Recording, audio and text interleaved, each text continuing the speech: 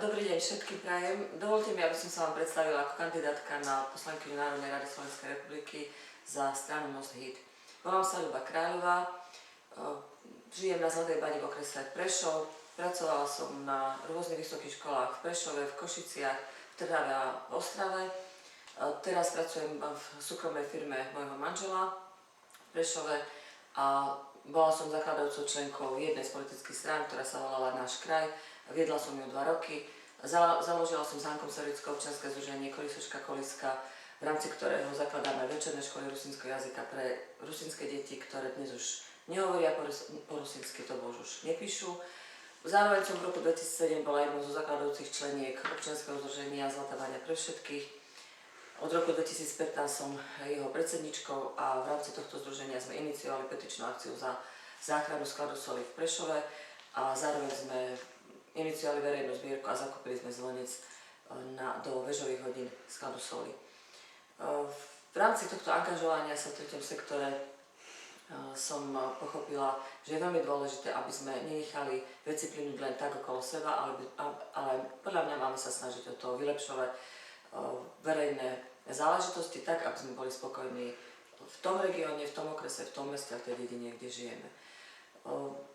Na základe oslovenia alebo na základe ponuky zo strany vedenia a strany Most Híd som sa rozhodla kandidovať za túto stranu aj preto, že ma oslovil hlavne jej menšinový program a jej protikorupčný program.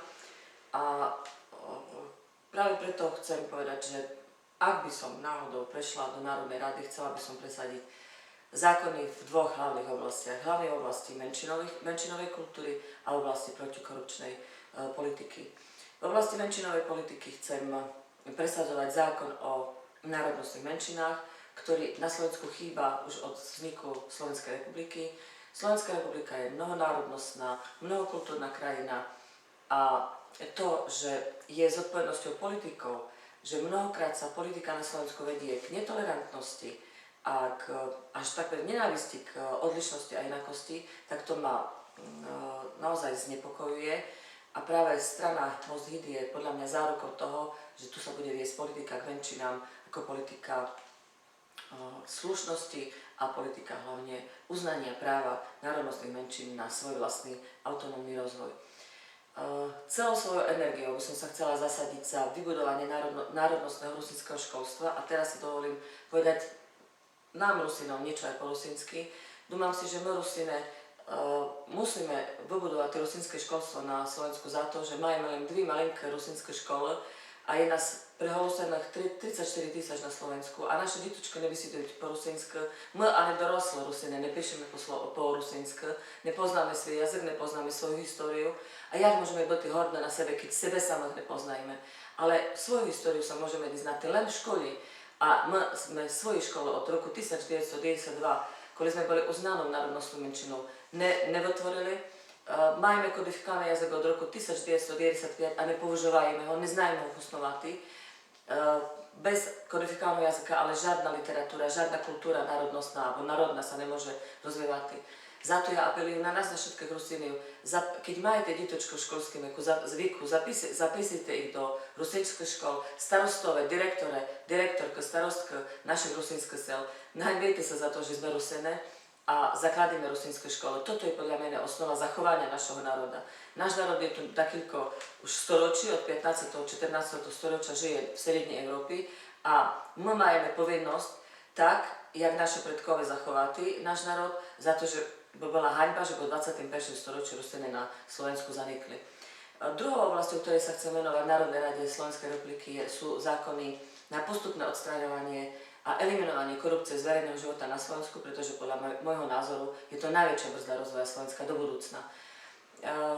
Ak sú nevyšetrené kauzy typu Gorila, predražované nákupy v zdravotníctve, nemáme dôveru v políciu, ktorá nechráni, ale práve naopak šikanuje ľudí na Slovensku, alebo nemáme dôveru v prokuratúru, v súdy, tak potom toto treba jednoznačne zmeniť a ak chceme zanechať našu krajinu našim deťom v zdravšom stave, ako dnes je, pretože dnes ju považujem za morálne zdevastovanú, tak potom je našou povinnosťou pridať sa k tým, ktorí efektívne zákony proti korupcii budú v Národnej rade Slovenskej rady prijímať. A ja by som sa veľmi rada pričlenila alebo pripojila práve k tým politikom, ktorým záleží na morálke v politike, pretože mne sa zdá, že dnes v politike morálka je takmer neznámou hodnotou. A stalo sa normou správať sa koruptívne v politike, namiesto toho, aby sa politici správali slušne a aby slúžili verejnosti. Preto dávame hlasy politikom, aby nám slúžili. Aby tu boli pre verejnosť, nie pre seba samých a pre svoje politické strany. Zároveň som obyvateľkou Prešovského samosprávneho kraja a takisto ma znepokojuje a trápi a mrzí a som z toho nespokojná, že Prešovský samosprávny kraj je 24 rokov najzaostalejším krajom na Slovensku. Je marginalizovaným z pozície centrálnych vlád a ak to my občania Prešovského kraja nezmeníme, tak potom to samozrejme sa nikdy nezmení. Máme tu najhoršie cesty, je tu najvyššia nezamestnanosť, najnižšia priemerná mzda a teda najnižšia životná úroveň a toto treba podľa mňa zmeniť. Práve preto som sa na vás obrátila aj v tomto videu a chcela som vás poprosiť a požiadať o podporu vo voľbách. Ale samozrejme najhlavnejšie je to, aby ste išli voliť, aby nezvíťazili extremistické tendencie v politike na Slovensku, ale práve naopak vyzývam vás k voľbe politických strán, ktoré deklarujú tolerantnosť k inakosti, k odlišnosti a teda k rôznorodosti na Slovensku, ktoré ja si myslím je najväčším bohatstvom nás všetkých. Poďte teda voliť v sobotu 5. marca 2016, aby sme v hanbe neostali, to si prečítam, čo som si tu napísala, nezaostali za vyspelou časťou Európy, ktorej musíme byť pevnou súčasťou. Lebo len v silnej, zjednotenej a solidárnej Európe môže i náš malý štát uspieť a v ňom my, jeho občania. Ďakujem vám veľmi pekne za vypočutie.